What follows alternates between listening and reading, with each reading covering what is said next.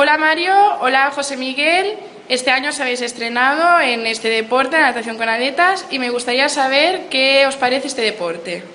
Bueno, a mí me gusta este deporte porque aprendes a nadar bien y te sientes rápido debajo del agua.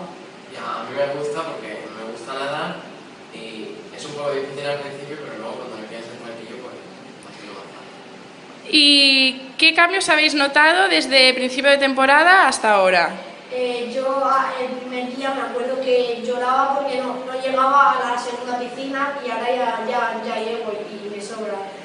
Yo cuando empecé no podía ni llegar a la segunda tampoco, porque me cansaba muy rápido, pero ahora ya ¿sabes?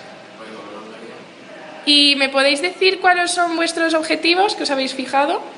Bueno, mi objetivo en realidad era recuperarme de la espalda, que la tengo un poco torcida, pero bueno, ahora que me gusta ese deporte y me gusta practicarlo y creo que puedo ir a campeonatos y incluso ganarlos. Es difícil, pero posiblemente.